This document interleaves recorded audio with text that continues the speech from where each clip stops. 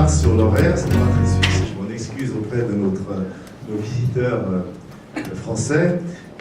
Nous allons donc débuter cette conférence sur le thème de la révolution numérique, le bureau virtuel, le nomadisme, toute une série de concepts apparentés qui vont modifier le rapport de l'homme à l'environnement construit et poser la question de l'opportunité d'une planification plus souple des affectations. C'est donc sur cette thématique que notre orateur de ce soir va nous permettre de réfléchir de façon prospective.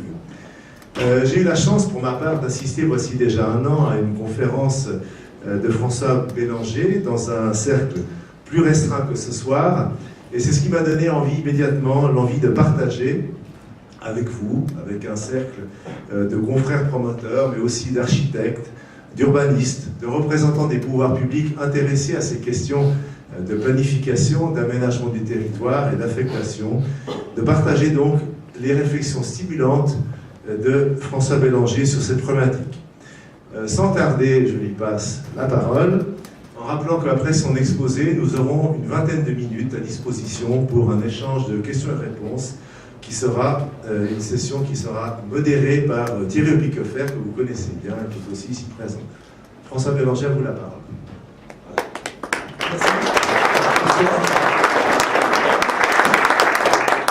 D'abord, merci de l'invitation. Je suis ravi d'être ici. Je suis ravi de partager, puisque en gros, mon métier, c'est de partager sur ces problématiques d'aménagement urbain, mais de mobilité. C'est quoi le travail demain? On va peut-être faire juste un petit rappel pour juste comprendre que, en gros, parfois j'intitule ma conférence « Et si on sortait enfin du 19e siècle ?» Excusez-moi. C'est juste pour faire un rappel, c'est qu'en fin de compte, la vie dans laquelle on vit, elle n'est pas si vieille que ça. Elle a 2 siècles. Simplement, c'est 2 siècles au milieu du 19e où tout a basculé.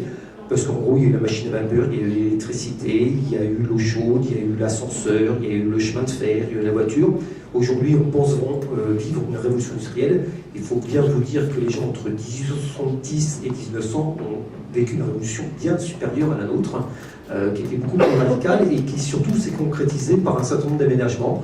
Donc en gros, vous avez le magasin, vous avez l'usine, vous avez l'appartement bourgeois. Tout ça s'est créé à peu près à la même époque, on va dire vers 1860, 1870, 1900. Voilà. C'est à cette époque-là que se crée l'appartement bourgeois. Si on prend le cas parisien, c'est Haussmann. Vous prenez aujourd'hui les plaquettes de vos confrères français, les Lexity, les Cogedim, les Bouygues, ils vendent exactement le même appartement. Ils n'ont pas bougé depuis 2 siècles. La seule différence, c'est la salle de bain, parce qu'à l'époque, on montait moins l'eau chaude. À l'époque, le bourgeois, le bobo, on essayait de le séduire en disant bah, on va te mettre un balcon, puis tu auras le nez dans les arbres. Maintenant, on lui dit bah, c'est en haut, mais globalement, c'est à peu près le même discours. Et tout ça, aujourd'hui, vous reprenez les plaquettes, c'est ce que je vous dis, ça n'a pas bougé fondamentalement. Tout l'habitat, quasiment des villes européennes, se crée à la fin du 19e siècle. Après, sur l'organisation industrielle, bah, c'est là qu'il y a l'invention du bureau, c'est le pendant de l'industrie, c'est le pendant de tout ce qui se produit, même si là j'ai mis des photos à peu près de tous les pays. Donc on est encore sur ce tissu-là, il y aurait un tertiaire, il y aurait un secondaire, on est sur un tissu qui se définit.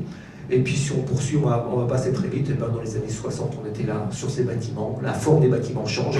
Le grand magasin n'est plus en centre-ville, il est en périphérie, pour nous c'est la grande distribution en France, pour vous ça a d'autres noms, c'est la Migros ou la Coop, mais globalement on est sur des choses très simples et qui sont organisées en compte de façon très fonctionnelle. Alors rassurez-vous, il doit y avoir 3 slides avec des mots, ça va être le deuxième celui-là.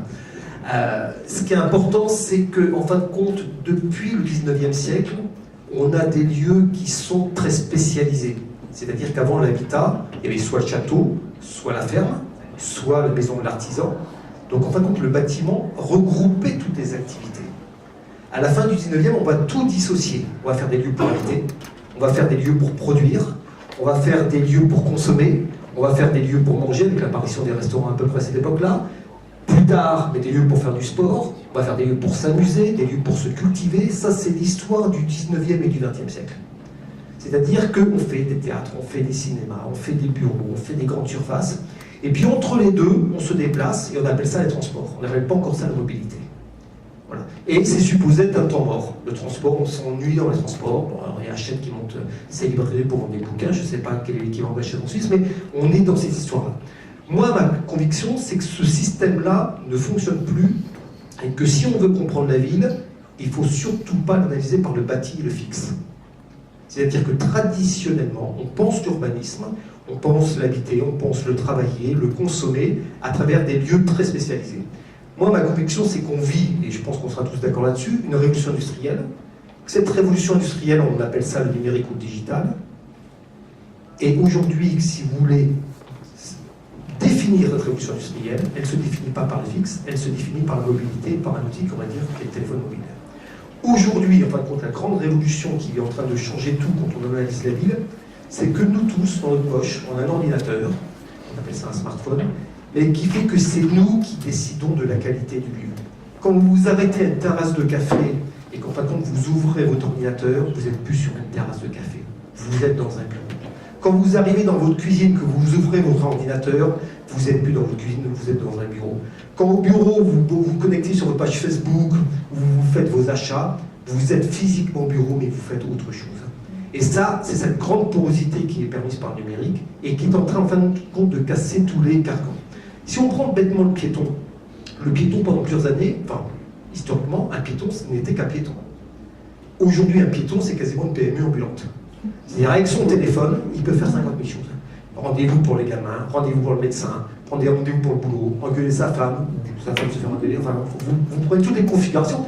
Mais aujourd'hui, le piéton, ce n'est plus le piéton d'il y a 20 ans. Il y a encore pas très longtemps, il y a 3 jours à Toulouse, il y a un commerçant qui m'a dit « Moi, je suis l'emplacement numéro 1 de ma ville. » J'ai dit « De quoi vous me parlez ?»« Je suis l'emplacement où tout le monde passe. » Ben oui, sauf que les gamins qui passent devant ta vitrine, ils vont au bon coin, ils achètent sur Internet. Donc, en effet, si tu continues à analyser le commerce à travers du lieu fixe, tu n'as rien compris. Parce que nos gamins, moi je vois, j'ai 2 filles de 22 et 21 23 et 21 à la maison. Ma maison, aujourd'hui, c'est une plateforme logistique. Elles achètent, elles consomment, elles renvoient. Parce que non seulement Internet, elles achètent, mais elles vendent. Donc elles ne sont plus tout simplement dans la société de consommation, elles sont dans la société de consommation et ensuite elles ont le statut commerçant quasiment, sans l'avoir par le fisc, ce qui peut moins m'arranger accessoirement. Mais elles ont une activité, et cette activité-là, c'est lié à Internet, je consomme et tout ça. Donc leur champ aujourd'hui, c'est l'équivalent d'un magasin. C'est-à-dire qu'aujourd'hui, elles font ce qu'elles veulent, où elles veulent, quand elles veulent. Donc comment vous voulez définir un lieu, comment vous voulez réfléchir à la ville, ou à partir du moment où ce n'est pas l'architecte ou l'urbaniste qui va dire là tu fais ça, toi tu fais ça, toi tu fais ça, je fais ce que je veux, comme je veux, quand je veux. Voilà. Et le piéton, symboliquement, avec sa connexion Internet, il a su. Alors après, ça peut jouer sur plein de choses. Quand les Pokémon Go sont apparus au mois de juin dernier, on a vu qu'en fin de compte, le jeu vidéo, jusque-là, c'est dans le salon, au café. Puis on s'est aperçu que notre ville était, pour pas mal de nos gamins, c'était un plateau de jeux vidéo. Ils n'avaient pas de problème. C'est-à-dire que pour eux, il n'y a pas de coupure. Certaines choses, je le fais à un endroit et je fais d'autres choses là. Non, je veux pouvoir tout faire quand je veux, où je veux, en situation sociale. Et puis, il y a autre chose de fondamental. C'est qu'avant, quand vous étiez sur une carte, vous dépliez la carte, puis vous cherchiez, vous étiez sur la carte. Aujourd'hui, quand vous prenez votre téléphone, c'est vous qui êtes au centre de la carte. Vous ne cherchez pas, c'est-à-dire que le monde s'organise autour de vous. C'est pas vous qui êtes soumis à la ville. C'est moi qui suis au centre de la ville, j'ai presque plus de pouvoir que le maire, et je m'organise. Tiens, il y a une épicerie où est-ce qu'il y a les transports, où est-ce qu'il y a une station de vélo, où est-ce qu'il y a une transport. Donc on regarde le monde autrement. C'est-à-dire qu'on est de moins en moins soumis par la logique de la ville, et on comprend qu'on est en train de basculer le rapport de force, et on dit c'est nous en tant qu'individus qui devons prendre le pouvoir sur la ville. Et ça joue sur les loisirs, ça joue sur le travail, ça joue sur plein de choses. Je vais vous faire un exemple très, très concret à partir du transport, mais c'est assez significatif.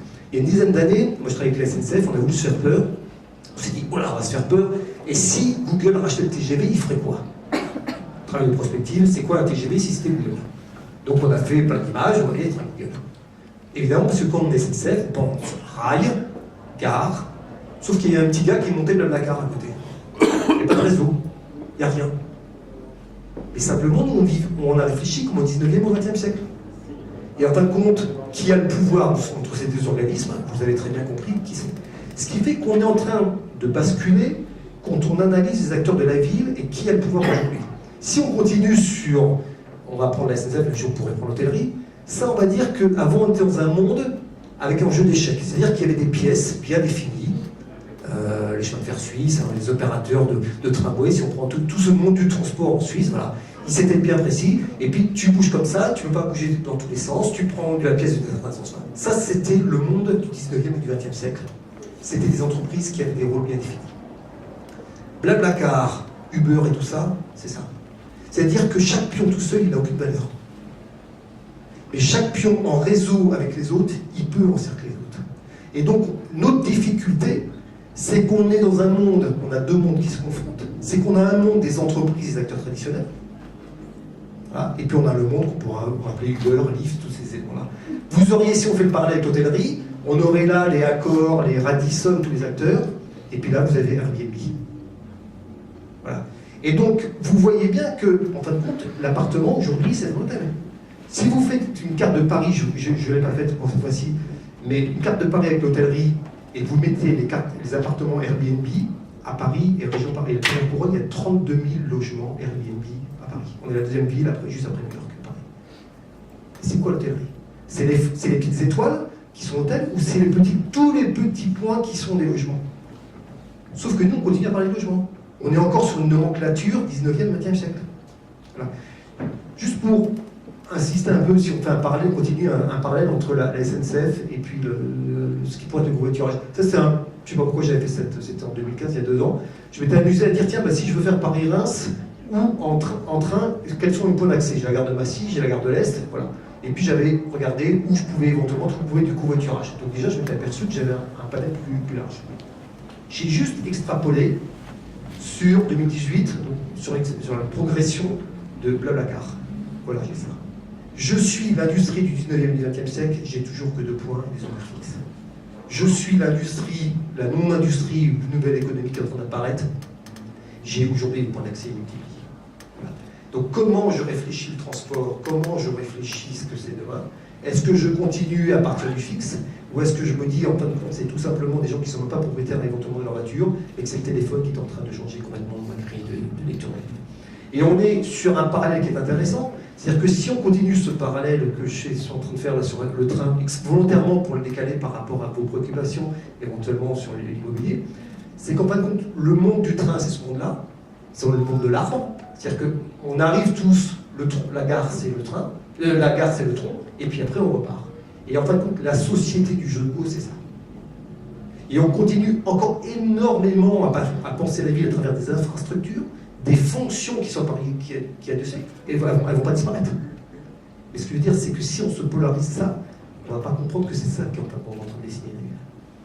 Et que cette ville qui est en train de se dessiner, c'est pas forcément du bureau de façon traditionnelle, c'est pas de l'habitat de façon traditionnelle, c'est-à-dire c'est tous les lieux de la ville qui vont être organisés et qui vont être repensés un peu de façon différente. Alors, le corps va devenir de plus en plus important parce que on va devenir un individu qui allons reconcentrer en fin de compte, l'individu va devenir important. Avant, un individu, il allait historiquement, il allait à l'hôpital, il allait à l'usine, tout ça. Aujourd'hui, il continue à y aller, évidemment. Mais aujourd'hui, il concentre autour de lui un certain nombre de ses fonctions. Et aujourd'hui, si vous voulez comprendre, il faut regarder comment vivent les individus.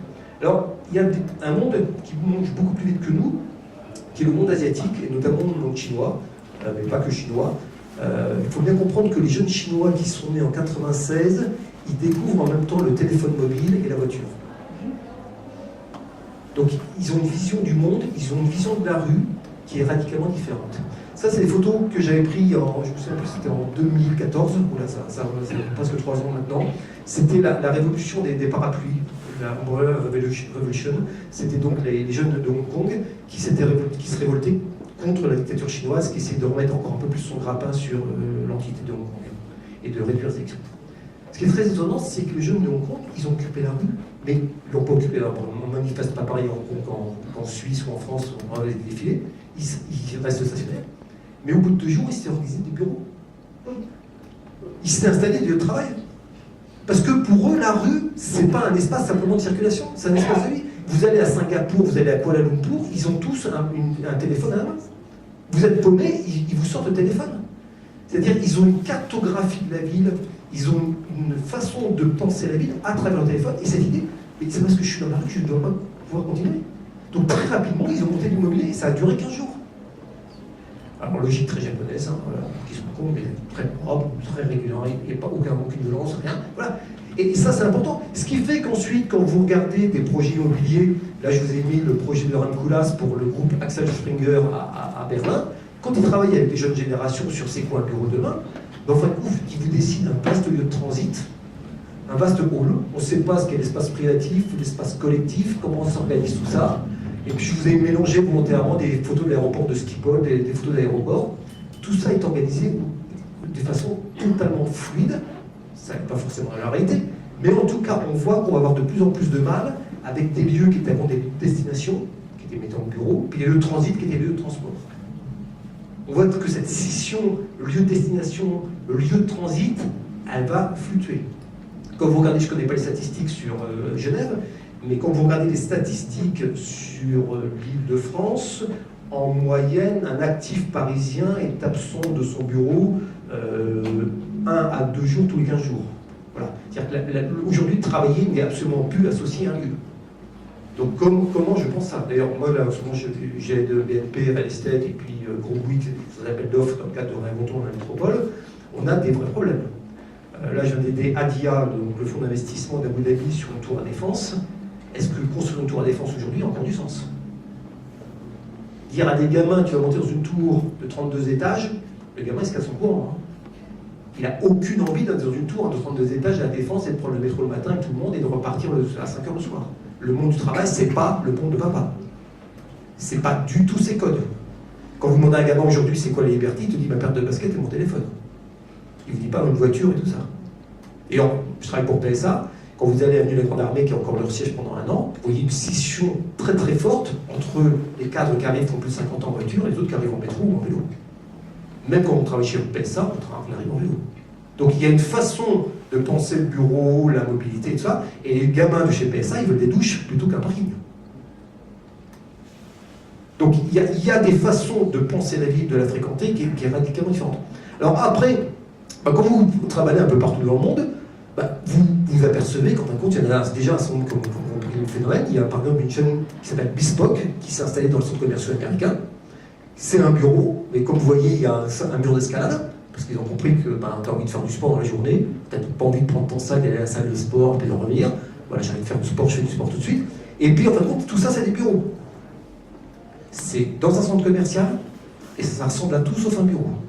Vous êtes plutôt dans un lounge d'aéroport, vous ne savez pas très bien où vous êtes, mais c'est exactement là où les gens travaillent. Parce qu'il y a de la connexion. Quand ensuite, si vous mettez le corps, puisqu'on parlait du corps, là, je vous ai mis volontairement des photos, j'ai mélangé les photos. La fille, là, qui vit dans sa salle de sport, elle travaille ou elle fait du sport? Elle bouquine. Là, ça, c'est des photos prises aux États-Unis. Aujourd'hui, ils marchent sur les tapis pendant qu'ils tapent les ordinateurs. J'en fais pas l'apologie, hein. Je fais juste le constat. Elle est quoi? Elle fait du sport ou est-ce qu'elle est au travail? Et quand vous regardez les lieux alternatifs où les gens travaillent aujourd'hui, notamment aux États-Unis, la chaîne qui marche le mieux, c'est Workspace. C'est quoi? C'est un espace qui est organisé comme un espace de montagne. Les mecs arrivent, ils bossent 2 heures, ils vont faire des cons sur le mur d'escalade, ils rigolent, ils bouffent ensemble, ils prennent une douche, et hop, on commence à bosser. Et ils bossent. Ils bossent très bien. Mais ils sont dans une salle de sport. Ils sont au Vieux Campeur, ils sont chez Caton, mais ils sont en tout cas pas dans un bureau tel que vous le définissez, tel que vous le définir. Voilà. Ce qui fait qu'on comprend bien qu'on va avoir quand même de plus en plus de mal à appliquer ces schémas qu'on a dans la tête depuis 2 siècles, parce qu'en gros, on fait tout et n'importe où et n'importe comment. Voilà, je vais vous parler d'un bâtiment que vous connaissez par cœur, qui est l'un des bâtiments de l'EPFL, le bâtiment Rolex, quand vous y allez. Bon, est-ce que je suis dans une université? Je suis où? Il n'y a plus de salle de classe, quasiment qu'une, pratiquement, et puis en plus, ça se ferme avec des rideaux, donc c'est très relatif. La moitié des gamins sont sur des fanboys, et on voit bien qu'on est sur quelque chose de complètement flou. C'est pas la Sorbonne, c'est pas les universités qu'on a assis, et d'ailleurs, en plus, les gamins, ils ne supportent pas d'être assis comme vous. Hein. Vous faites une salle, je vous conseille de faire une salle d'attente en Australie ou aux États-Unis, les moins de 30 ans, ils sont assis par terre. Hein. L'idée d'être sur une chaise un peu coincée comme ça, c'est quelque chose qui les insupporte. Parce qu'en fin de compte, avec l'électronique, ils ont une façon de s'asseoir et un rapport au corps qui est radicalement différent. Le canapé est devenu confortable grâce à la télévision. Le canapé, jusqu'aux années 60, c'était un instrument de torture. Vous étiez comme ça, les femmes avaient des jupes, donc on serrait les jambes, on était assis, on restait droit. Puis peu à peu, parce qu'il y avait un face-à-face, peu à peu, il n'y a plus personne en face, il y a eu un écran de télé. Donc on a commencé à se détendre, on commençait à mettre des jeans. Le canapé d'aujourd'hui fait en moyenne 1,50 m plus large que le canapé des 60, et les plus profonds, en gros, de 80 cm. C'est pas tellement que les gens grandissent, c'est juste que la façon de s'asseoir fait que devant la télé, on ne s'assoit pas comme quand on s'assoit quand on est devant quelqu'un. Vous avez la même chose avec les écrans. Les postures physiques sont en train de changer parce qu'on a un autre rapport. C'est-à-dire que tiens-toi droit, t'écoutes sur la table, tous ces trucs-là, on voit bien que ça marche moins. Parce qu'aujourd'hui, je ne suis plus soumis à la machine à écrire, donc là je fais comme ça. Aujourd'hui, je m'affale, je me mets sur mon fauteuil et je travaille. Quand les gamins de UCL, il y a 5 ans, ils ont été, l'école d'archi de UCL, ils ont été voir leur patron, enfin le patron de UCL, ils ont dit c'est insupportable, on est dans des amphis, ça ne tient pas. Ils ont défini un projet, et comme UCL est riche, ils ont racheté le hangar de Howard Hughes. Et ils se sont organisés eux-mêmes. C'est-à-dire que l'école d'architecture aujourd'hui de UCL, c'est un hangar d'avion, où en fin de compte, il y a des plateaux où ils travaillent tous ensemble, il y a une salle au fond, vous les voyez là-bas avec des robots, des imprimantes 3D et tout ça, et une salle, en fin de compte, d'échange. Ça, c'est une université. C'est juste une des universités les plus pointues du monde en architecture.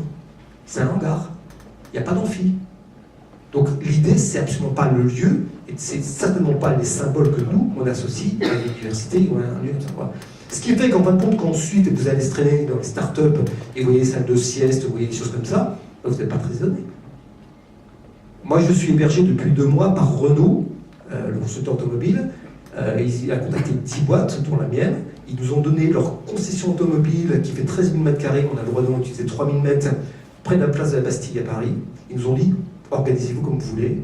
Nous, on monte un lab. On essaie de comprendre comment vous bossez, vous, les startups et les jeunes boîtes. Moi, je suis plus vieux. Hein. Je pourrais être le père de la moitié des gamins qui bossent là-bas. Le business model de toutes les boîtes, je n'ai pas tout compris. Mais en tout cas, je vois comment ça fonctionne. Je peux vous dire que de travailler dans une concession autonome de 3 000 m², pour la nouvelle génération, c'est pas un problème. Ils se sont organisés très très bien. Et on paye juste un concierge qui amène le café, qui amène les fruits, les légumes et tout ça. On est sur des approches qui n'ont rien à voir avec, évidemment, les ratios et les façons qu'on a, nous, que moi j'ai encore par mes clients, les Adia, les Bouygues et tout ça, d'analyser le travail. C'est-à-dire que toutes nos grilles de lecture aujourd'hui, elles sont rassurantes pour les promoteurs, sur le lieu de travail, elles sont rassurantes pour l'investisseur, je ne suis pas sûr qu'elles soient pertinentes. Elles sont déjà moins pertinentes, je pense que dans 10 ans, elles seront encore moins pertinentes. Voilà. Et c'est tout le système, c'est toute notre grille de lecture qui est en train de craquer. Quand vous regardez en ce moment ce qui est en train de se passer aux États-Unis, puis c'est en train d'arriver en France, les systèmes de co-living, de co-working, tous ces trucs-là, je ne vais pas vous casser les pieds avec ça, vous allez en entendre parler 50 fois. Mais vous voyez bien qu'aujourd'hui, ils sont en train de se dessiner des lieux. On ne sait pas très bien si c'est l'hôtel, si c'est l'aubergerie de jeunesse, si c'est un bureau. On est dans un espace assez flou et ça fonctionne très bien. Là, je réponds sur 4 sites avec la BNP. C'est quand même pas les plus rock'n'roll, la BNP Real Estate, hein, c'est le moins qu'on puisse dire. Et ben, ils ont été chercher des startups et on répond à un projet, notamment Porte de Saint-Ouen, le long des bus. C'est une auberge de jeunesse, du coworking, du co-living et tout ça. Et ils disent on est prêt à financer parce que si on veut gagner le projet, de manière, on est obligé de mettre là-dedans. On est obligé de mettre des sous. Ils vont faire ma gratte ailleurs, je leur fais confiance. Mais on voit bien, alors que vous auriez dit ça il y a 5 ans, ils ne basculaient pas. Et aujourd'hui, les plus industriels basculent. Et Adia, je peux vous dire qu'ils ont acheté la tour il y a 2 ans. J'ai tout fait aussi pour leur faire poser des questions, mais ils gardent la tour. Je veux dire, aujourd'hui, ils regardaient à 2 fois, on achète une tour de bureau. Voilà. Donc, on va avoir un certain nombre de questions. Et cette mobilité, cette souplesse, elle se diffuse partout. Ça, c'est Joanjo, c'est un nouveau concept que va lancer Accor. Le premier sera à Osgore donc au mois de juin, donc au Pays Basque français.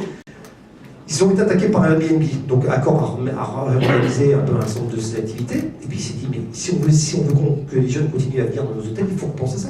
Ils n'ont pas organisé des chambres de demain, ils ont organisé des espaces ouverts. Je ne sais pas comment ça a marché, ça n'a pas ouvert, mais voilà ce qu'ils nous présentent. Voilà comment Accor aujourd'hui vous parle de l'hôtel de demain. Une pièce sur des roulettes, des chambres qui bougent, tout ça.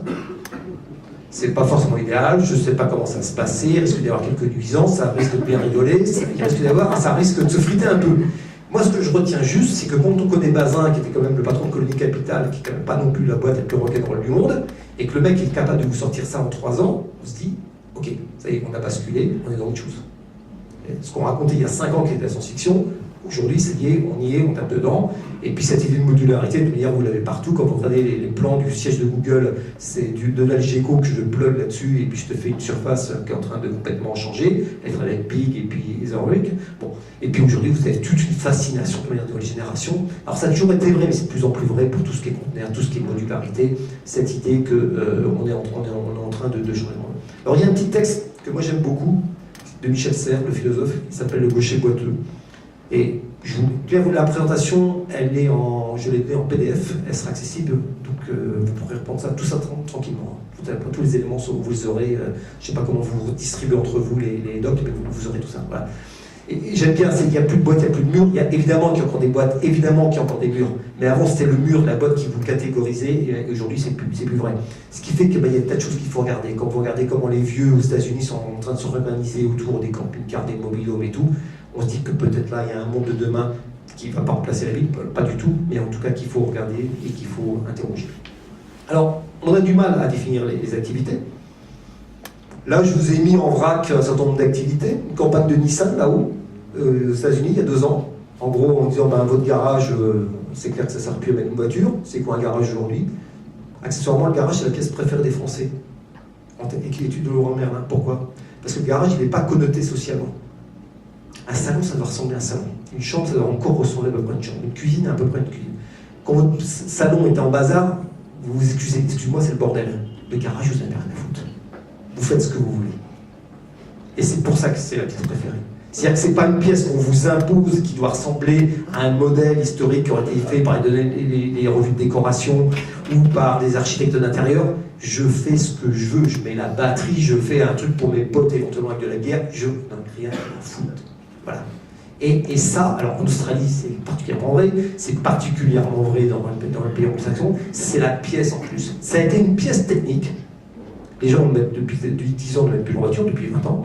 Ça pose des problèmes d'urbanisme, on va pas en parler, mais c'est en beau. Voilà. Et aujourd'hui, c'est la pièce. Ça, c'est le siège de Airbnb à San Francisco. Ils changent les bureaux régulièrement, et par contre, tous les bureaux sont des appartements. Vous ne savez pas très bien où vous êtes, et puis il y a aujourd'hui une confusion. Voilà. C'est qu'apporte le bureau pourvu qu'on reste connecté. Je pense que tout est à peu près dit là-dessus. Si vous regardez les photos, définis-moi ce que c'est qu'une chambre aujourd'hui. J'ai beaucoup de mal, et puis on s'aperçoit qu'il y a plein d'activités qui arrivent dans la maison, il y a le sport, tout ça.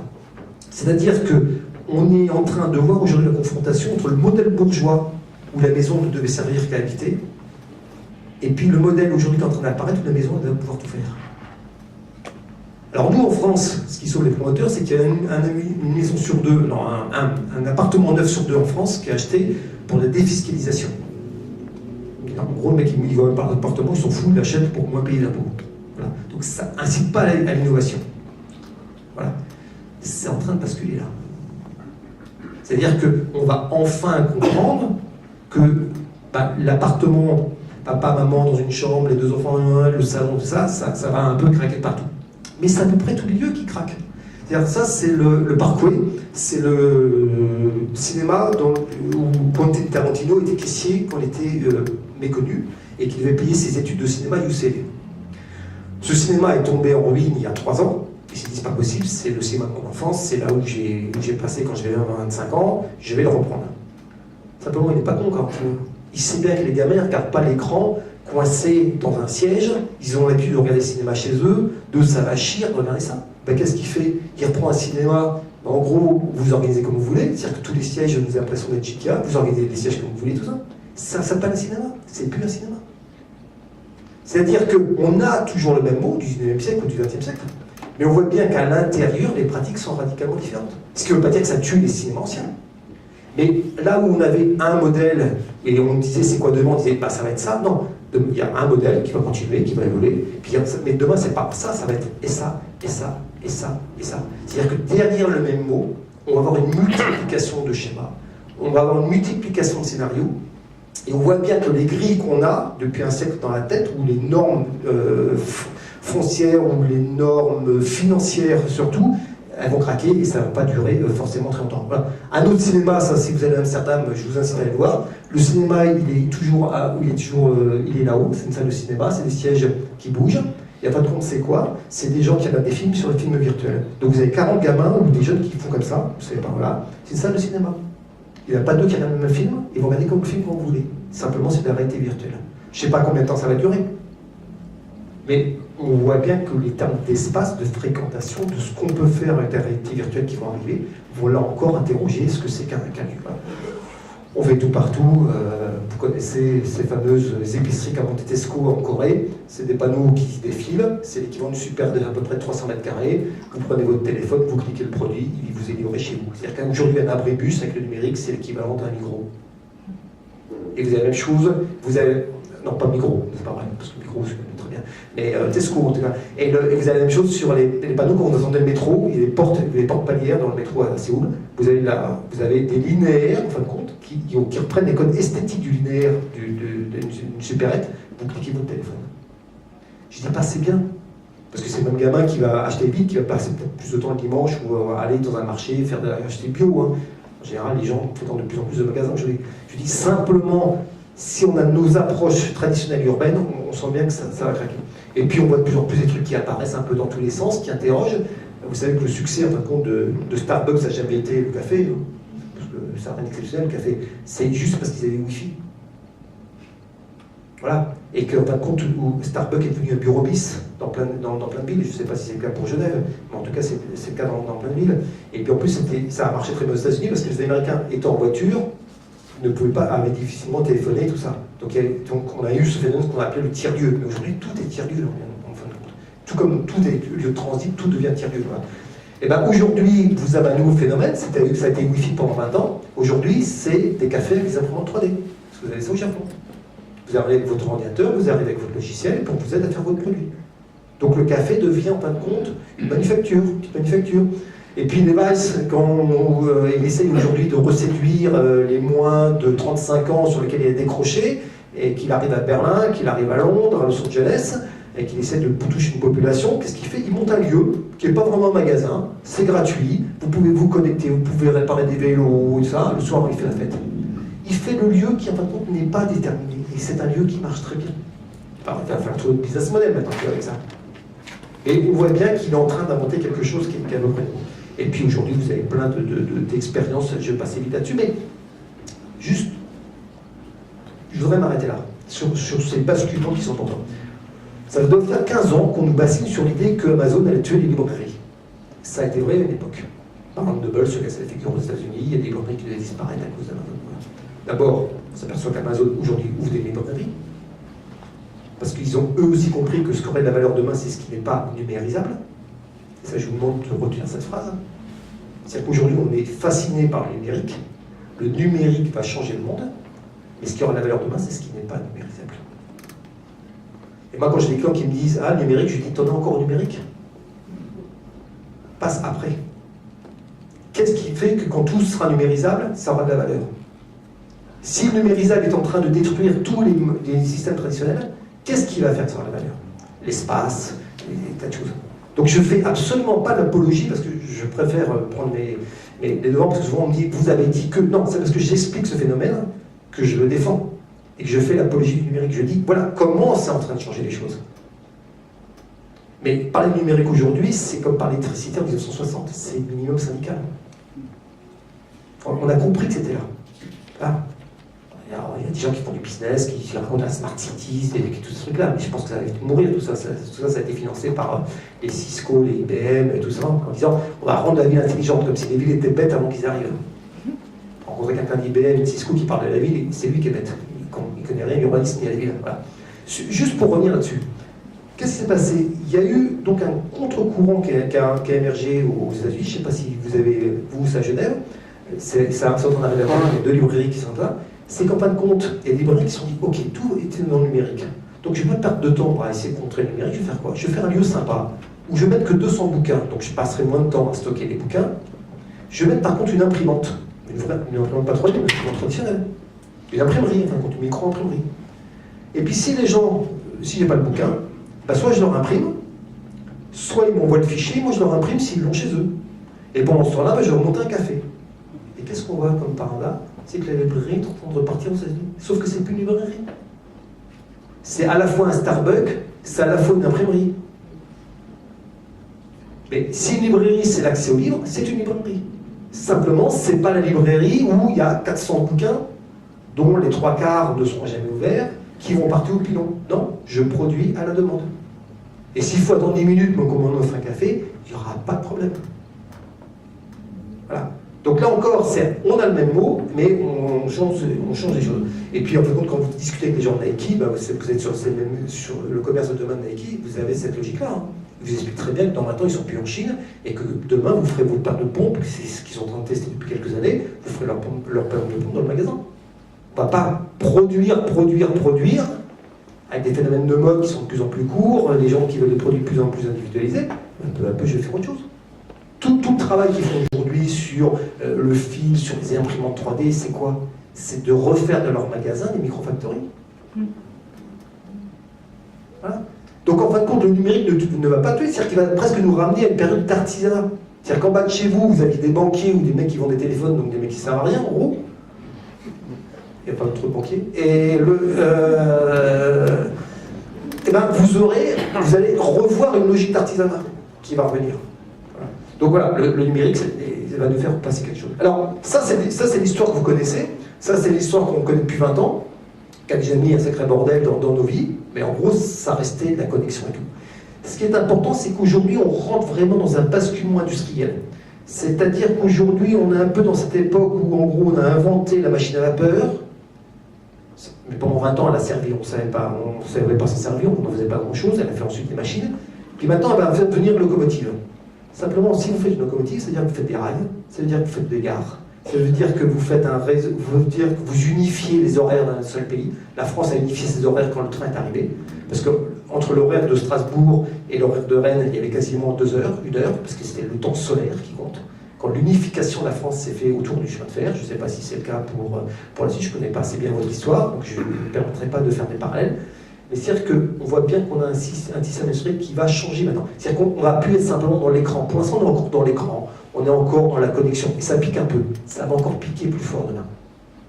Parce qu'on rentre enfin dans les conséquences de cette révolution du numérique. Alors, la chose, j'ai pris le produit, ce qui symbolise même la révolution industrielle et le Fordisme et tout ça, la voiture. Vous avez entendu parler, c'est sorti il y a 1 an et demi, la première voiture imprimante 3D. Local Motors, c'est des mecs dans un hangar en Arizona. Ils ont lancé un concours, ils faisaient que des voitures, tuner des voitures pour les cliquer, qui allaient faire vroom vroom dans le désert. Ils ont décidé, donc Local Motors, évidemment par opposition à General Motors, ils ont fait un appel d'offres, un concours d'idées auprès des ingénieurs des universités américaines. 3 mois après, ils impriment leur voiture. Voilà. En 44 heures, la voiture est imprimée. Nous, on a été le voir avec Renault, et aujourd'hui, ils sont en train de s'installer dans les locaux où je suis installé, dans l'ancienne conseil automobile à la République.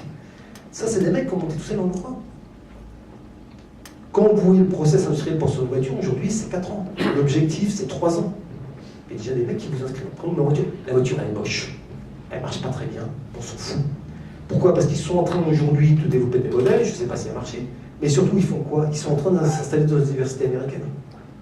Et ils vont arriver dans d'autres universités. Ce qui fait que les gamins à 18 ou 20 ans qui vont arriver dans les universités, déjà, ça sent pareil, je ne vous fais pas la honte, ils vont voir des machines qui impriment des voitures. C'est quoi l'industrie automobile demain? C'est-à-dire que nous, on a tous ici, vu nos moyennes d'âge, appris le système Fordiste, l'usine, Je ne dis pas que l'usine va disparaître, il y aura toujours des usines, mais d'abord, elle ne va plus embaucher personne, il n'y aura plus que des robots. Au moins, la vertu du Fordisme, c'était de sortir des gens de la pauvreté, de les mettre à l'usine et de faire la classe moyenne. Le dernier pays qui a fait ça, c'est la Chine, dans les années 90-2000. Ça ne marche pas en Inde, ça n'a pas marché en Afrique. Donc tout le système industriel vertueux de créer la classe moyenne ne marche plus. Donc tout le système politique qui va avec, toutes les valeurs qui vont avec, sont aussi complètement en train d'éclater. On est là presque en train de retourner à une période pré-industrielle ou proto-industrielle. Quand vous vous intéressez par exemple au Japon, il y a un historien, j'ai dit ça hier ou avant-hier, je ne sais plus, qui dit en fin de compte il y a eu une révolution industrieuse avant d'avoir une révolution industrielle. On est là dans une nouvelle révolution industrieuse. On ne sait pas exactement ce que ça va donner, mais on voit bien qu'on est en train de basculer. Voilà. Et puis après, vous avez des réseaux qui vont se multiplier, je vais passer vite, mais voilà, en gros le monde, on l'a pensé comme ça, il y avait un monde industriel qui pouvait s'organiser comme ça, demain vous pouvez faire cette carte-là, elle n'est pas totalement aberrante. Et vous regarderez ça que je vous montrerai sur l'Afrique. On est là-dedans. Évidemment qu'il y a un centre de commandement, mais on voit bien que ce qu'avait été la puissance de certains, aujourd'hui est en train de basculer. Parce que certains ont utilisé l'expérience d'ubérisation. Moi, je parle de local motorisation. C'est-à-dire que ce qu'a fait le numérique, c'est en train aujourd'hui d'arriver sur le système productif. Ce qui fait que, quand on réfléchit, c'est quoi le travail? Je vous parlais de la campagne, dit ça tout à l'heure, voilà. Il y a la police du garage, ça a été imprimé dans un garage. Quand vous demandez à des gamins de vous dessiner la maison de demain, ils vous dessinent une maison, on ne sait pas trop bien ce que c'est, puis ils vous mettent un conteneur en dessus, où je pourrais tout faire. C'est la fameuse garage dont je vous parlais. Voilà. Est-ce que là, je suis chez moi ou est-ce que je suis dans une usine? Est-ce que je suis au bureau? Vous imaginez les investisseurs, la panique? Il achète du tour du bureau, il achète une tour de logement. On lui dit non, tout ça c'est fini, c'est en train de se brouiller. Ah, et ça, ce qui est intéressant, c'est que c'est en train d'arriver dans le collectif. C'est-à-dire qu'on est en train de repenser le collectif de façon différente. Voilà. Et puis, quand vous allez en Corée, vous avez déjà des imprimantes 3D. Vous vous souvenez de la publicité de Sony que je vous ai montré, qu'importe le bureau du moment où vous êtes connecté. Eh bien, la révolution de l'ordinateur, c'est l'imprimante 3D qui est en train d'arriver dans le logement aujourd'hui. Ce qui fait que, schéma, c'est une proposition. Ça, c'est le schéma qu'on voit traditionnellement. Est-ce que demain, notre appartement n'est pas plutôt comme ça? Ça, c'est le logement individuel. Ça. Moi, je me bats depuis 2-3 ans auprès de promoteurs en disant qu'il faut réinventer la pièce du garage, même dans le collectif. Une pièce qui serait libre et qui serait investissable. Voilà. Ça faisait beaucoup rigoler, ça commence à basculer, puis si on va jusqu'au bout, on pourrait être dans ça. Quoi. Voilà. Ça pourrait être le schéma. Mais ce que je veux dire, c'est que c'est juste par opposition au schéma que je vous ai montré tout à l'heure sur le logement. Mais on voit bien que ça coince. Et je fais exprès de ne pas vous parler du bureau. Même si c'était l'intitulé, c'était le motif de mon invitation. Parce que le bureau, non mais on comprend bien que le bureau, il est le reflet de tout ça. Vous pouvez reprendre les slides après. Mais ce qui est en train de complètement perturber le logement, vous pouvez faire un écart. Et l'histoire du bureau, c'est pas un problème de mettre un ping-pong, de mettre un canapé, on s'en fout. Là, ça occupe la galerie, ça fait des articles dans la presse, mais c'est anecdotique. Est-ce que ça vaut encore le coup? Quand j'achète du bureau, est-ce que je regroupe tout le monde à un endroit ou est-ce que j'éclate tout le monde? C'est marrant parce qu'il y a 2 ans, je crois que c'était à la Banque cantonale de Genève, j'expliquais ça, je sentais que c'était assez éducatif, et il y a un patron d'une industrie de Genève qui s'est levé. Je crois qu'il avait 8 mètres carrés de terrain, il y a une fonderie, alors me demandez plus le nom, je m'en souviens pas, si quelqu'un était, non, c'était à l'eau. Comment? Kubler, voilà. Et il a expliqué, il a dit, mais attendez, moi je suis d'accord avec François. Avant, j'ai une fonderie. Aujourd'hui, qu'est-ce que je fais?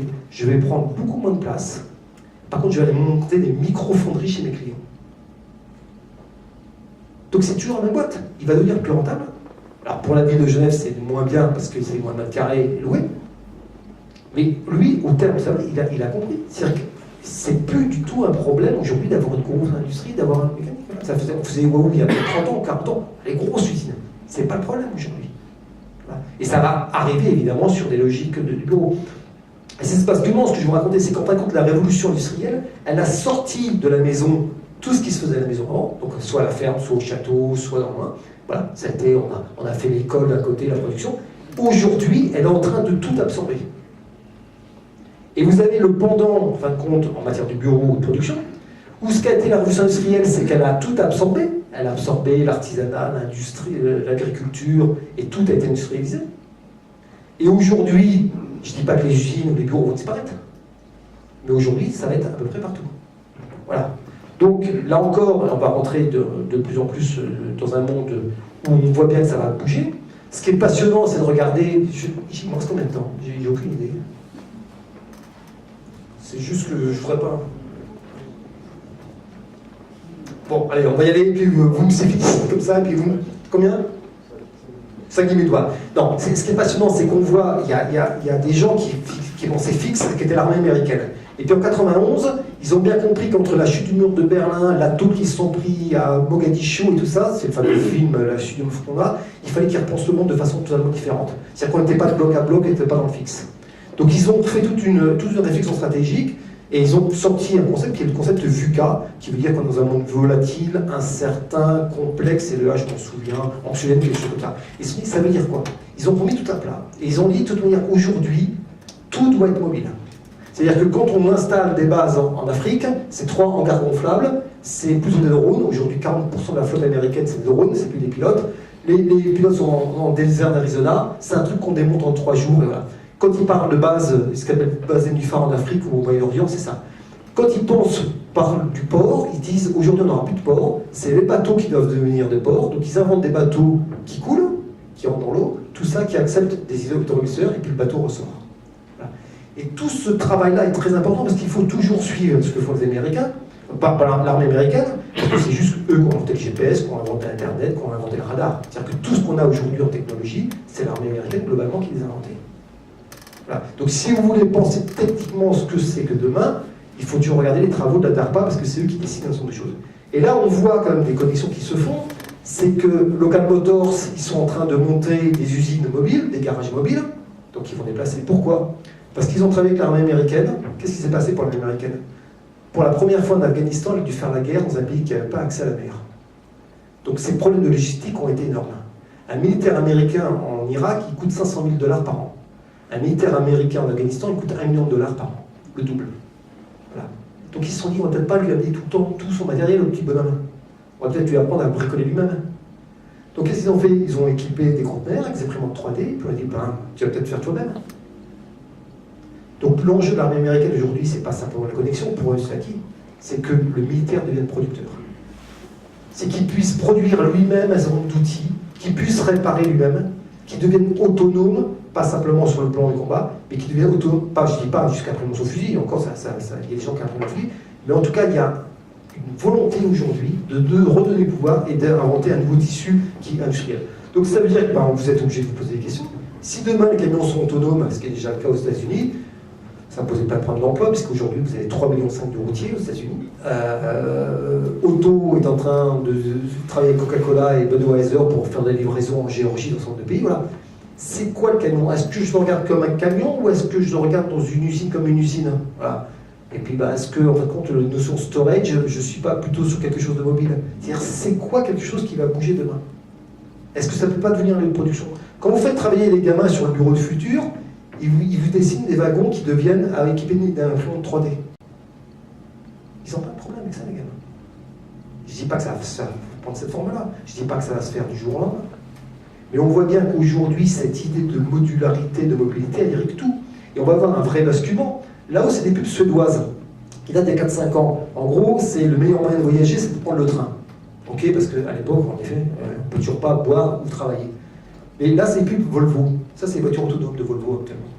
C'est quoi le point fort du train? Jusque-là, c'était, en gros, vous vous occupez pas du volant. Mais si demain, vous vous occupez pas du volant quand la voiture soit autonome, c'est quoi une voiture? C'est plus une voiture, c'est une pièce. Donc on a quelque chose qui va être dans la rue, qui ne va pas être simplement un téléphone, qui ne va pas être simplement les Chinois, les jeunes Chinois de Hong Kong qui s'installent, qui vont être une pièce sur route. Et d'ailleurs, vous voyez très bien, quand vous travaillez, ça, des travaux d'IDEO, qui est une boîte de design américaine, quand ils réfléchissent au bureau du futur, ils vous racontent ça. À partir du moment où on a une voiture autonome, c'est la voiture autonome n'est pas un problème automobile. C'est un problème qui vous concerne vous. C'est votre concurrent, la voiture autonome. C'est-à-dire que je suis effaré quand je parle de voiture autonome à plein de gens qui disent « Ah oui, mais c'est différent. » Mais non, c'est pas différent. Tu vas te le prendre en pleine gueule, mon grand. Parce que la voiture autonome, ça va changer la façon de voir la ville. Le téléphone, et je pense qu'on l'a assez montré, et puis vous sentez bien, a changé la façon de voir la ville. Et la voiture autonome, c'est un téléphone sur roue. Donc c'est un téléphone plus une pièce. Est-ce que demain j'achète des hangars quand je m'appelle Bouygues et puis je mets les voitures autonomes, ou est-ce que je continue de construire des tours? Je ferai probablement les deux. Donc l'histoire du data et du numérique, on est passé dans autre chose là. On rentre dans le hard. La même équipe, ils vous font des voitures autonomes qui font la livraison, donc des voitures robots. C'est quoi la distribution? Et là encore, on peut faire un parallèle. Avant, la voiture, ça vous permettait d'aller d'un lieu à un autre. Demain, la voiture, vous ferez tout dans la voiture. Moi, je raconte souvent une anecdote, quand les gens ne comprennent pas, je dis, imaginez le périph' parisien, il y a plein de voitures avec les vitres fermées, qu'est-ce qu'ils font les gens dedans? Ils s'en vont en l'air. Le pésodrome roulant, les gens comprennent que le pésodrome roulant, c'est plus une voiture, c'est une pièce. Voilà. Et donc, on va être sur ce basculement dans la voiture. Voilà. Alors, c'est quoi une voiture demain quand tout sera robotisé, voilà, j'en fais pas l'apologie, mais on comprend bien que cette scission de la circulation, et puis j'ai bientôt fini, elle est là-dessus. Voilà. Et puis demain, vous aurez de plus en plus des outils qui vont être... Alors, ça déjà était bien le bazar, et ça en plus accéléré, parce qu'il y a une autre révolution qui est en train d'arriver, qui est le turbo. vous avez déjà des gamins qui vous imaginez téléphoner avec des drones. Quand vous faites des concours sur les drones, eh ben, les gamins, ils n'ont pas de problème d'imaginer que le drone, ça peut être un parapluie ou quelque chose où j'accroche mon sac. Non mais ils l'ont ça en tête, ils n'ont pas de problème. Nous, on est des vieux cons presque. Non mais je ne dis pas que c'est bien ce qu'ils font, mais ils ont déjà apporté cette culture et vous verrez pourquoi ils l'ont servi. Voilà. Depuis mardi sur apple.com, vous pouvez acheter ce petit drone, vous voyez, que vous dirigez, qui prend des photos. Voilà. Quand vous travaillez avec les Chinois, tout le plan d'urbanisme de Shenzhen aujourd'hui, ils sont en train d'intégrer le drone. C'est-à-dire c'est quand même une sacrée révolution. C'est-à-dire que le train et le train à voiture ont permis à la ville de s'étaler. Fin du 19e, début du 20e, et puis glissant du 20e. L'ascenseur a permis à la ville de monter. Mais jusque-là, on était sur deux plans. Avec le drone, on va être sur un troisième plan. C'est-à-dire que les espaces de la ville vont changer. L'ascenseur, enfin, le drone, c'est l'ascenseur plus la voiture. Donc, c'est quoi le rapport à l'immeuble? C'est quoi la porte d'entrée? Est-ce que demain, je fais encore des Porsche? Voilà. Et comment je pense et comment je m'organise? Voilà. Pas de livraison, pas de balcon, pas de livraison. Ça peut être un schéma.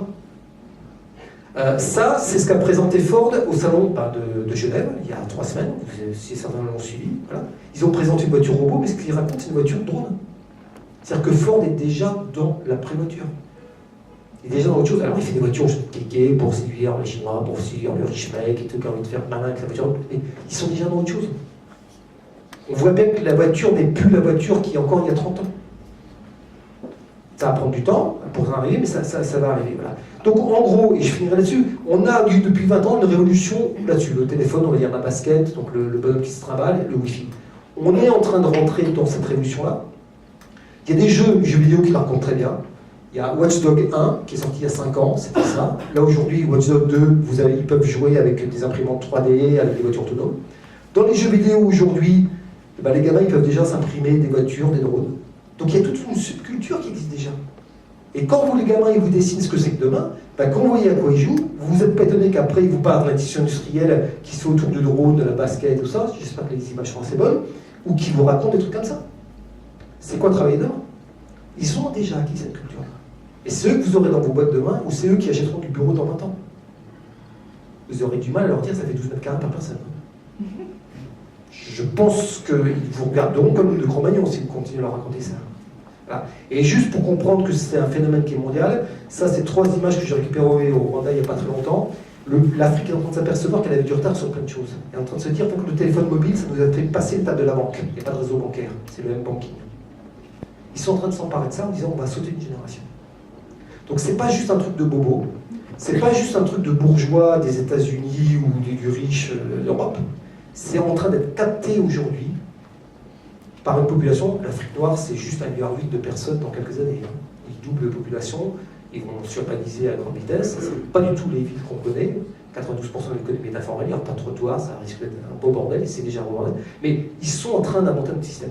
Donc regardons ce qui est en train de se passer, notamment dans ces pays plutôt d'économie informelle, parce qu'on est en train de revenir à une révolution qui était presque pré-industrielle et qui était presque pré-révolution industrielle du XIXe siècle. Voilà.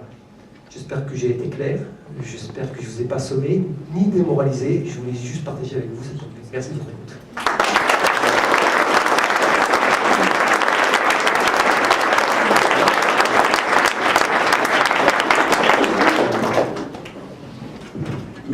Merci Monsieur Bélanger. C'est toujours très déprimant quand même. La dernière fois, vous m'avez déjà dit que de porter une cravate, c'était complètement ringard et que plus personne n'en porterait prochainement. Donc ça avait provoqué le fait que le directeur de la banque cantonale avait arraché sa cravate devant tout le monde. Mais bon, l'année d'après, il l'a remise quand même.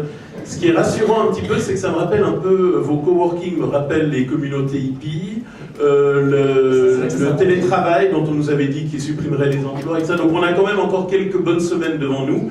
Maintenant, je pense que vous avez tous des questions, notamment sur les immeubles dans lesquels il faut investir. Moi, je pense à des immeubles remplis de physiothérapeutes, puisque les enfants vont être vautrés en permanence. On nous a expliqué qu'ils n'étaient plus capables de se tenir assis, et les physiothérapeutes, ils ne vont pas pouvoir vous soigner dans la rue. Donc déjà, là, il y a déjà quelque chose de fixe, et déjà un point d'ancrage. Mais les nouvelles générations sont plus sportives que les générations précédentes. Est-ce que vous voulez dire qu'il y a un rapport entre le mal de dos et le fait de ne pas faire de sport? Voilà, que je découvre quelque chose. C'est possible. Voilà, alors je vais donner la parole à qui la demandera. Je vous demanderai peut-être juste de vous présenter pour qu'on sache un peu quelle est votre approche du problème. Monsieur au fond. Bonsoir à tous, Claude Chalabi, entreprise Studio 2 Genève. Architecture d'intérieur. Bref, ma question est simple. On n'arrête pas de parler et entendre parler de l'intelligence artificielle, laquelle petit à petit va remplacer des emplois, notamment par exemple les radiologues qui vont être rapidement remplacés par des robots qui vont pouvoir lire et être plus intelligents encore qu'un médecin, etc., etc. La liste commence à être un petit peu effrayante et longue. Là, j'en viens à: est-ce que l'intelligence artificielle, à votre avis, Monsieur Bélanger, pourra, à terme, remplacer l'immobilier du futur, ou le responsable immobilier, responsable technique d'un secteur immobilier, ou encore un professionnel de l'immobilier? Alors, je vais dissocier deux choses dans la question. Je retiens d'abord sur le lien entre intelligence artificielle et emploi. Il y aura beaucoup de choses à dire. Je ne suis pas aussi anxieux et négatif que certains veulent bien l'être, puisque ça revient à ma phrase, c'est que tout ce qui aura valeur demain, c'est ce qui ne sera pas numérisable. Et vous avez perçu qu'aujourd'hui, il y a de plus en plus de banques en fin de compte qui sont passées en numérique, mais toutes les banques de haut de gamme qui vous offrent un rendez-vous, un accueil, ça marche très bien. Il y a plein d'agences de voyage qui marchent très très bien à Paris. Voilà. Quand vous avez une merde, un avion à prendre, et avoir quelqu'un, c'est quand même beaucoup mieux que d'avoir personne. Donc je pense qu'on va avoir un basculement. Ce qui est sûr, c'est qu'il y a des schémas qui vont basculer. C'est-à-dire que quand Foxconn, et je ne parle même pas de l'intelligence artificielle, mais quand Foxconn aujourd'hui quitte Shenzhen pour aller en Inde, là où vous avez 120 000 salariés, ils en auront à peu près 800 demain. Donc les vertus industrielles n'auront plus marcher, ça va être une autre industrie, et tout ce qui est robotisable va être robotisable. Mais c'est parce que tout est robotisable que vous n'avez pas l'autre schéma. C'est-à-dire que l'usine Tesla aujourd'hui, qui est en train de se construire en Arizona, il faut 80 personnes. Voilà. Mais ça n'empêche pas qu'il y a d'autres systèmes qui sont en train d'alternatifs. Voilà. De modèles automobiles, de coproduction. Le secteur qui marche le mieux aujourd'hui en Afrique, sur le secteur, pas vraiment voiture, mais mobilité motorisée, c'est le rickshaw indien. Parce que ça coûte pas cher, ils en vendent kit, et les mecs montent ça dans les casses africaines, et ça dépanne. Donc vous avez deux marchés. Ce qui va souffrir, c'est ce qui est moyen. Ce qui est haut de gamme, ou bas de gamme, ou en tout cas low cost, va très bien marcher. C'est tout ce qui est moyen qui va souffrir. Tout ce qui est en effet délégable, tout ce qui n'a pas véritablement de valeur ajoutée. Voilà.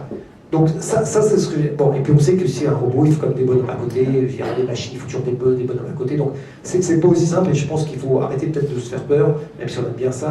Mais le problème, c'est que se faire peur, en général, on réfléchit pas bien quand on a peur. En tout cas, moi, j'ai du mal à réfléchir quand je suis en état de panique, quoi. C'est pas là qu'on est forcément les meilleurs. Concernant l'idée de promoteur, mais non, je veux dire, ce qui va souffrir dans les promoteurs, c'est en effet tout le back-office, c'est toutes les activités de gestion, toutes ces activités où la plus-value est en fin de compte des gens derrière des bureaux, et j'en suis désolé pour eux, mais dont la plus-value est relativement marginale, qui vous coûte de l'immobilier, qui vous coûte un certain nombre de choses. On a presque envie de dire, c'est presque pareil pour un chauffeur de taxi, surtout un taxi parisien, il est désagréable, il est mal poli, il ne connaît pas la route, donc que ce mec-là disparaisse, ça ne nous traumatise pas. Mais qu'est-ce qu'on va voir arriver? On voit Uber qui est en train d'arriver, où le mec il est poli, il vous donne des bonbons, il vous donne l'eau. Voilà. Et avant qu'on prenne tous des voitures autonomes et que vous confiez votre mère, votre enfant à une voiture autonome, il y a un peu de temps, je pense. Hein. Voilà. Donc, et je pense que sur l'immobilier, il va y avoir une chose, c'est-à-dire qu'il y a en effet des pans entiers d'activités qui vont être pénalisés. Mais ce matin, moi j'étais en rendez-vous avec MVRDV et BIG, donc deux grosses agences. Ce qui s'échange sur un projet urbain, quand on parle c'est quoi l'immobilier de demain et tout, c'est pas un robot qui va le faire. Voilà. Et au contraire, donc c'est parce que vous allez avoir de l'intelligence artificielle qu'on va devenir totalement idiot. Moi j'appartiens à une génération où j'ai vu le Walkman arriver à Paris. J'étais tout mignon. Mais qu'est-ce que j'ai pas entendu? C'était pire que la masturbation, ça nous rend sourds, on est tous tarés. Enfin, qu'est-ce qu'on n'a pas entendu sur le Walkman? Voilà, quand on serait autiste et tout ça, tout le monde est Walkman. Moi, je jouais au rugby à l'époque, ils ne savaient pas que 2 heures avant, je faisais le con avec mes potes dans la boue. C'est parce que j'écoute un Walkman que je suis totalement taré. C'est parce que vous êtes devant un ordinateur que vous êtes totalement taré. Donc, je pense qu'aujourd'hui, il y a des prophètes comme ça qui aiment bien caricaturer. Ça va taper dur, ça va piquer, ça va faire mal. C'est vrai que, par exemple, si on prend les routiers, 3,5 millions de routiers au chômage, pas 5 ans, peut-être à 10 ans ou 20 ans, c'est vrai que ça va changer beaucoup de choses. C'est vrai qu'on peut se poser des questions. Comment l'Inde va se créer une classe moyenne? Parce qu'aujourd'hui, on parle de la classe moyenne indienne, il n'y a pas de classe moyenne indienne. On parle des 300 millions d'Indiens qui ont le pouvoir d'achat, en gros, de la classe moyenne européenne. Ils sont à 1,3 milliard. Donc c'est pas la classe moyenne au sens ballon de rugby dont on parle. Quand on parle de classe moyenne en Europe ou aux États-Unis, c'est classe moyenne, c'est la classe du revenu médian. Donc il y a un jeu sémantique qui est un peu faux quand on parle de la classe moyenne indienne, la classe moyenne africaine, la classe moyenne brésilienne. Non, c'est l'hyperclasse de ces pays-là. Et la classe moyenne, elle souffre. Aux États-Unis et en Europe, qu'est-ce qu'on voit? On voit la classe moyenne qui décroche. C'est-à-dire que, en gros, la vertu, avant la révolution industrielle, on est une société en pyramide. Avec la révolution industrielle, on réussit à faire jusqu'aux années 70, 80, on va dire 2000, une société en ballon de rugby. Et aujourd'hui, on est en train de faire une société en sablier, avec une petite tête, les hyper riches, une classe moyenne qui est plutôt en train de se rétrécir, et une classe de pauvres qui est en train de grossir. Et ce que vous posez, la question que vous posez, elle est le reflet de ça. C'est quand je suis moyen, quelle est ma plus-value? C'est comment je me situe. Dans l'industrie automobile, c'est très clair. C'est soit je monte en gamme, soit je descends en gamme. Et si PSA et Renault souffrent, si je prends juste les deux marques françaises, c'est parce qu'elles étaient sur la moyenne. Elles font Dacia, elles font une autre marque, elles s'en sortent. Ça va être de la différenciation. Tout ce qui va être moyen va souffrir. Mais tout ce qui... Et donc c'est pareil pour le commerce, c'est pareil pour l'hôtellerie. Vous pouvez tout imaginer. Simplement, il faut que vous ayez une personnalité, il faut que vous existiez, et il faut que vous apportiez ce qui n'est en effet pas numérisable. Et je pense que... Et là, le chantier est énorme, et enfin, pour moi, je prends ça plutôt pour une chance, quoi. Enfin, c'est de repenser au métier. Et puis si on veut basculer en back-office, en tout cas sur nature, ce qui était en back-office, c'est pas passionnant, on va pas s'en plaindre. Hein. Je veux dire, on n'a pas pleuré sur les télégraphistes, enfin les fils du téléphone qui branchaient les prises. Enfin, en tout cas pas moi. Non, je me réjouis d'annoncer ça à mon graphiste en rentrant. Non, votre graphiste, c'est des créatifs, il n'a rien à craindre. Bien, autre question? Oui, monsieur? Attendez, on va vous donner un micro parce que...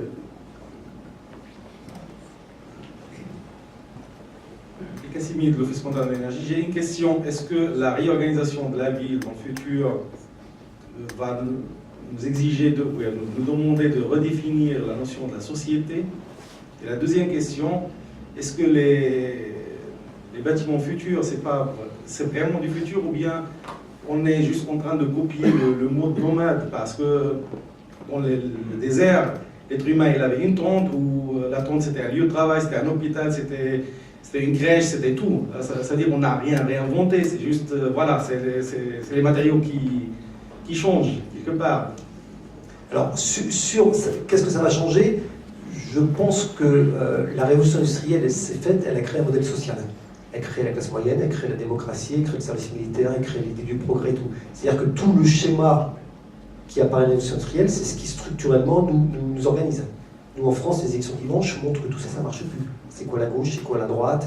C'est-à-dire que toutes ces grilles de lecture sociologique qui ont fait des cadres bien, qui nous aidaient, on comprenait bien les CSP, on comprenait les politiques, tout ça est en train d'exploser.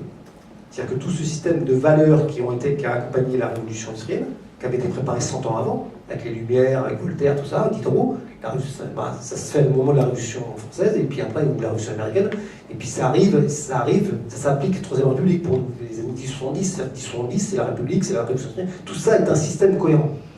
Donc ça, évidemment, vous parlez de syndicats, vous parlez de partis politiques à des jeunes, ça ne leur signifie rien. Le phénomène Macron en France, on est déjà dans le poste politique du XXe siècle. Donc c'est beaucoup plus large que la ville, si vous voulez. C'est comment ça va s'organiser. C'est-à-dire qu'un système industriel crée un système politique. Et un système politique ne peut ne pas comprendre un système industriel. On sait que les Égyptiens avaient compris la machine à vapeur. Mais comme ils avaient des esclaves, ils n'ont pas su quoi en faire. Quand tu as des esclaves, tu t'en fous de la machine à vapeur. Donc on sait qu'ils l'ont trouvé. C'est que la technique et la politique ne sont jamais dissociables, vous voyez ce que je veux dire? Donc là, on ne va pas rentrer dans les détails, mais évidemment que ça repose des tas de questions sur la définition de la ville, qui conçoit la ville, comment elle se conçoit. Il y a évidemment des tas de scénarios, mais il n'y a pas un scénario, il y en aura 50 000. Parce que déjà, même au cœur d'une ville, il y aura 50 000 scénarios. C'est-à-dire que c'est la fin des modèles traditionnels et des modèles qu'on a appliqués, du copier-coller.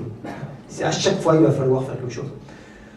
La deuxième question, c'était sur le modèle du nomade. Ça peut être le modèle du nomade, mais la force d'Haussmann aussi, enfin, c'est qu'Haussmann, aujourd'hui, ça a fait l'appartement bourgeois, ça a fait du bureau d'avocat, ça a fait des locaux start-up, c'est en train de revenir de logement.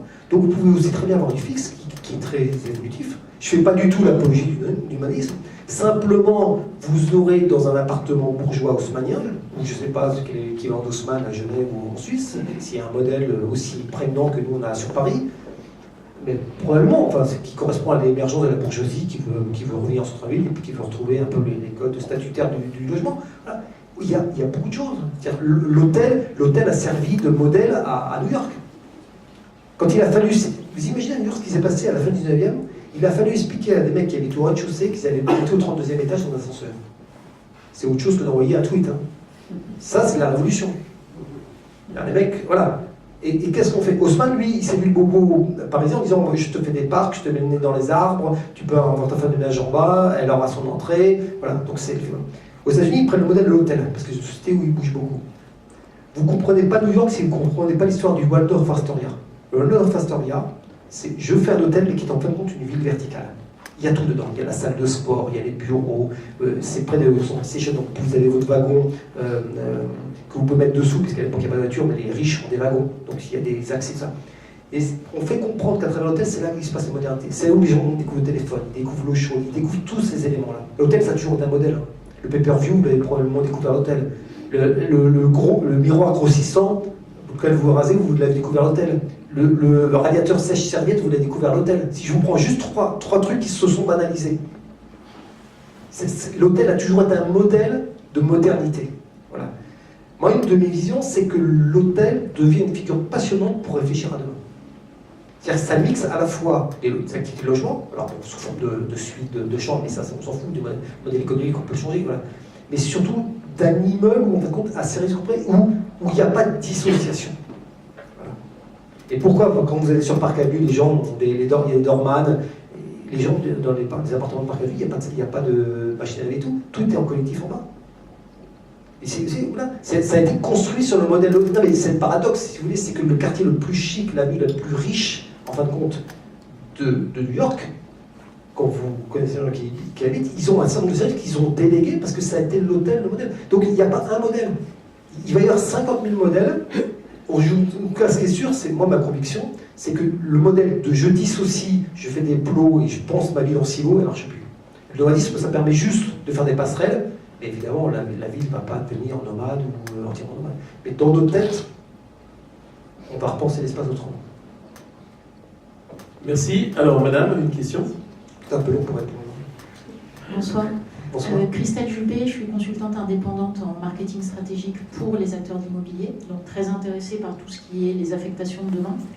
Vous nous avez parlé du garage, j'ai bien compris, et j'adhère sur le côté espace de liberté.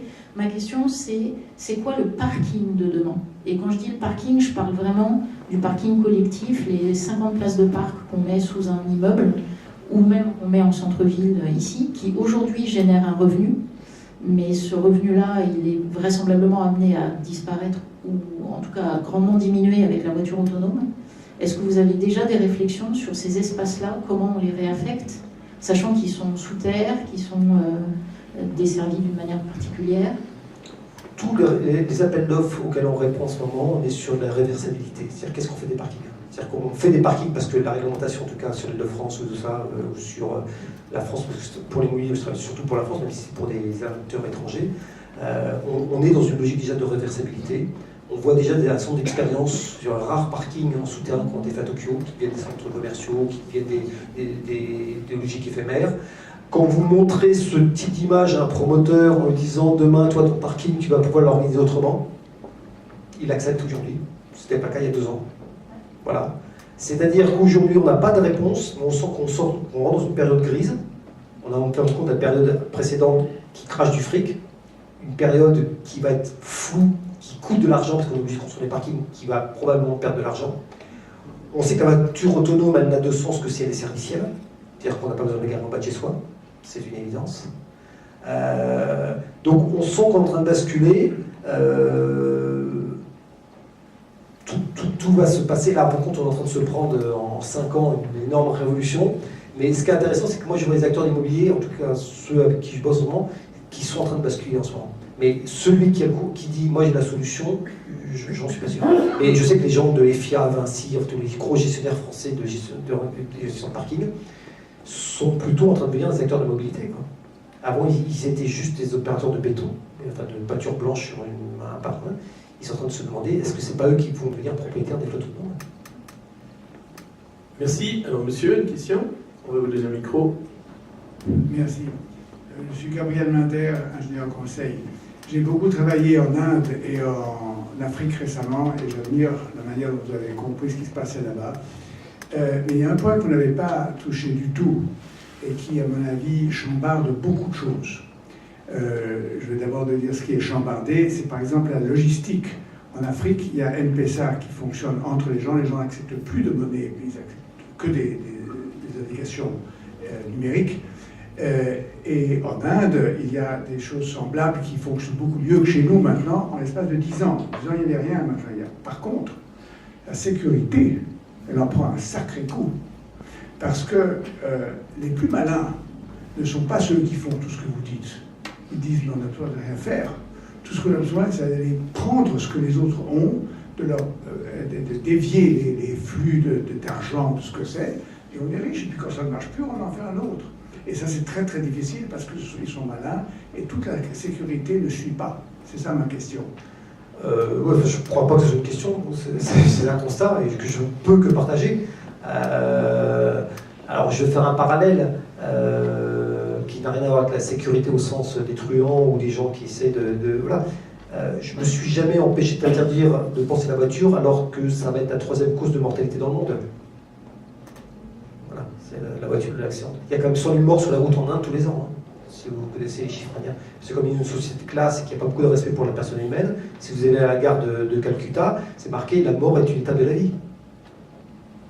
Donc vous comprenez, 100 000 morts. Non, mais on est sur d'autres... Après, sur l'innovation dans le pays, on pourrait y passer longtemps.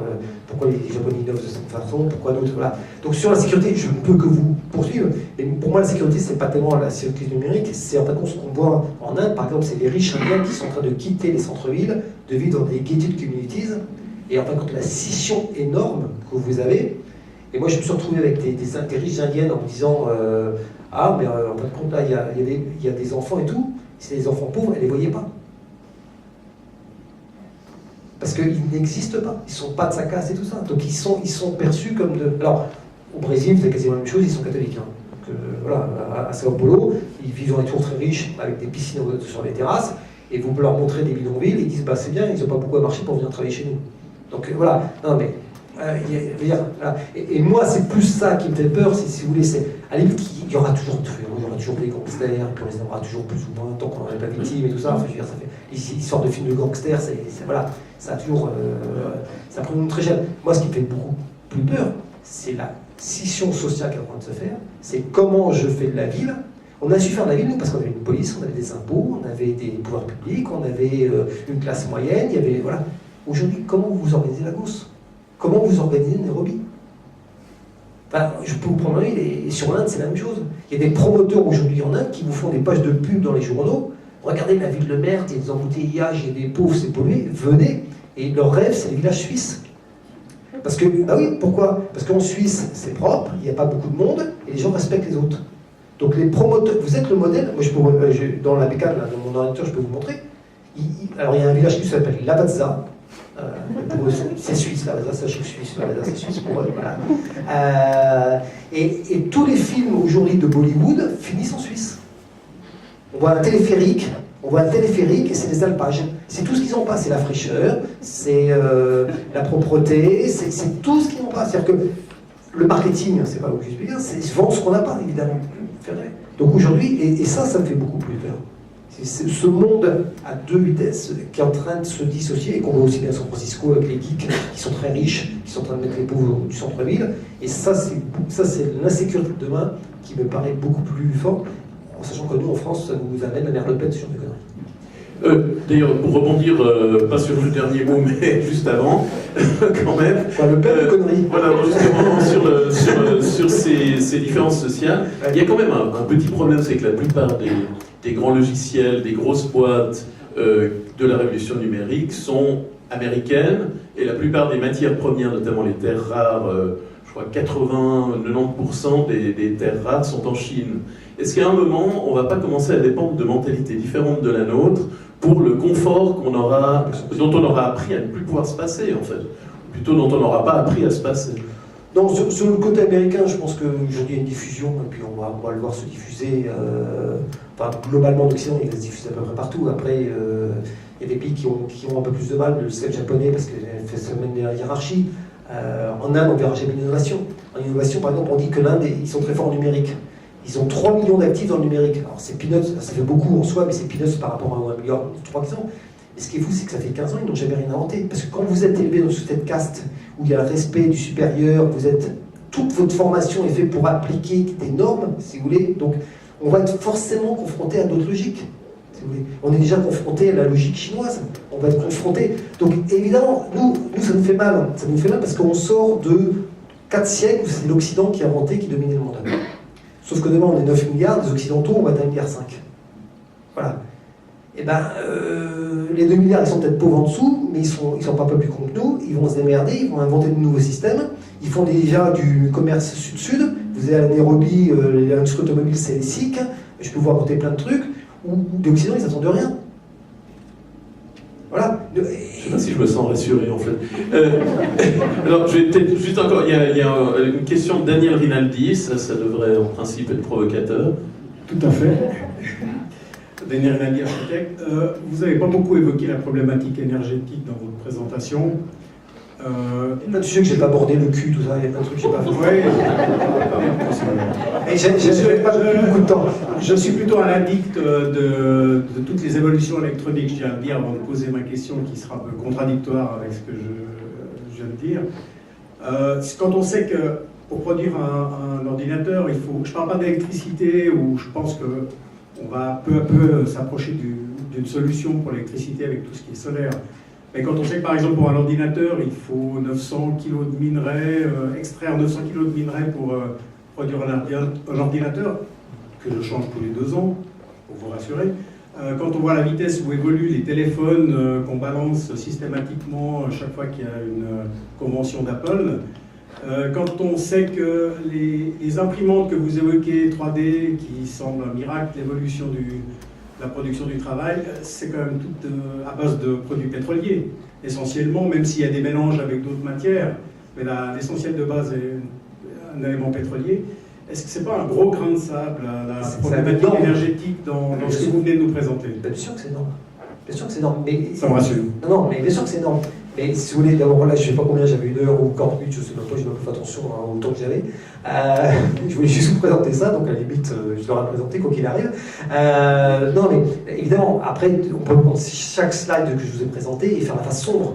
Voilà. Moi, là, je vais vous montrer une dynamique parce que la question, c'est comment s'organiser le travail et tout. Après, on peut tout redécomposer, évidemment, mais je vous suis à 100%. C'est-à-dire qu'aujourd'hui, vous êtes américain, vous faites 7 planètes, vous êtes suisse ou français, il faut 4 planètes. Et il est évident qu'il faudrait 4 planètes si tout le monde vivait comme les Suisses ou comme les Français. Voilà, donc on n'est pas vertueux loin de là, j'en ai parfaitement conscience. Là, je montre des dynamiques. Voilà. Je savais que je venais en Suisse et je savais que je parlais des promoteurs suisses. Donc, mais on peut parler de l'Inde, on peut parler, j'ai pas de problème, je passe mon temps à voyager là-dessus, je peux vous parler d'autres choses. Mais évidemment, vous pouvez tout déconstruire de ce que j'ai raconté sous le prisme de l'énergie.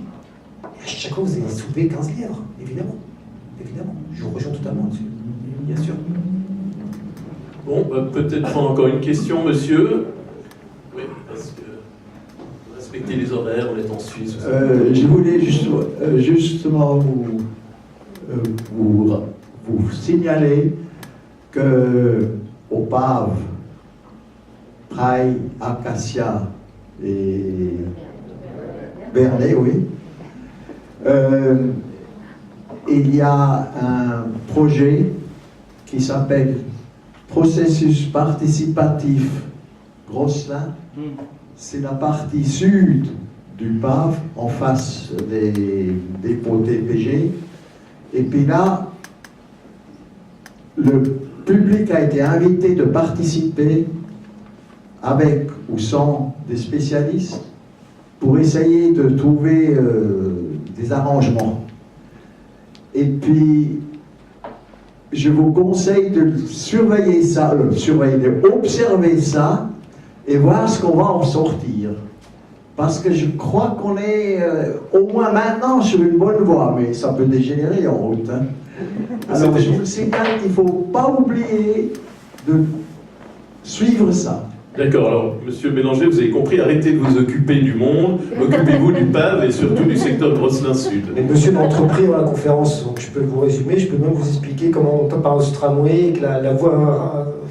Voilà, les voies sont ces voies ferrées, monsieur m'a tout expliqué, donc j'ai bien suivi. Et je pense, non, mais sérieusement, je pense qu'en effet, et ça répond à une des parties des questions, c'est-à-dire qu'en effet, là, on a un système où on compte ça vient en bas et ça va s'auto-organiser. Voilà. Et vous aurez les deux systèmes. Dans certaines zones, vous aurez des systèmes où ça vient d'en haut, des gros investisseurs étrangers, des logiques. Et puis vous aurez à côté, même peut-être à 200 mètres, vous aurez des quartiers qui vont s'organiser sous d'autres logiques. Voilà. Et de toute manière, l'innovation, l'écriture urbaine, c'est que ça, c'est l'expérimentation, ça se casse la gueule, ça invente, et des choses qui émergent. Ça fait partie de la marguerite. Avant, il y a la marguerite, il n'y avait qu'un pétale, ça, on n'avait pas le choix. Et bah, parmi tous les pétales, il y a ce genre d'initiative.